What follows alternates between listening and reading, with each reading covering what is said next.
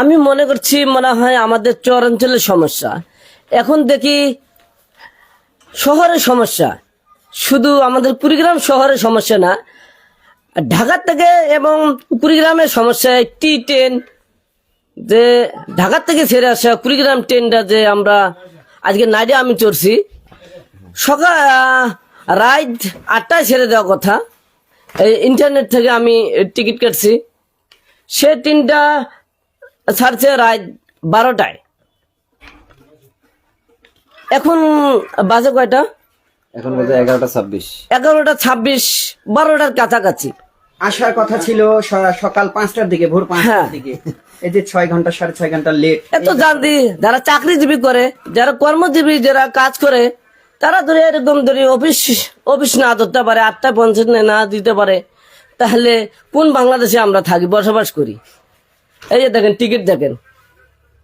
আচ্ছা, আপনার কাছে রেলওয়ের কাছে কি আশা করেন? এবং কুড়িগ্রাম এক্সপ্রেস ট্রেন আমি আশা করি, আমি আরো ট্রেনে চড়ছি, অন্য অন্য ট্রেনে চড়ছি, কিন্তু এইরকম আমি আসলে আমি দেখি নাই।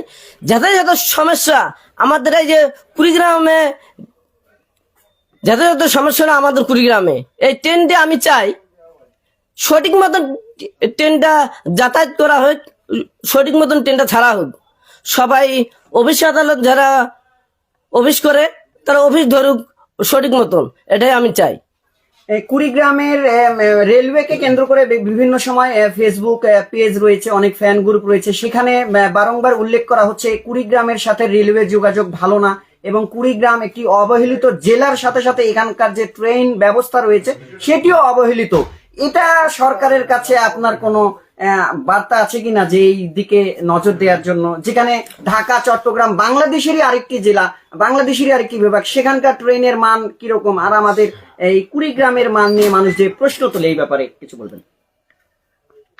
আসলে সেটা দেখলাম সবচেয়ে এই ট্রেনটায় প্রমাণ তো পাইলাম, আজকেই তো পাইলাম, আরো আমি গেছিলাম।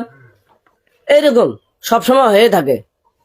কুড়িগ্রামের লোক অনেক কষ্ট করে, কেন কষ্ট করে? কারণ অন্য অন্য জেলার লোক তো কষ্ট করে না। আপনি কি আশা রাখেন যে এর পরে আবার কুড়িগ্রাম এক্সপ্রেসে ভ্রমণ করবেন? অবশ্যই করব। এই যে বিলম্ব হলো, এতে কি আপনার কোনো সমস্যা হয়েছে? এই বিলম্বের কারণে সমস্যা তো অবশ্যই হয়েছে। সমস্যা হচ্ছে কিনা? যেমন আমি সারা রাত ট্রেনে, সারা রাত ট্রেনে, আবার সকাল 12টা বাজে কাছাকাছি, সকাল এই পর্যন্ত আমি এখনো কিচ্ছু খাই নাই, তা আমার এটা কষ্ট না?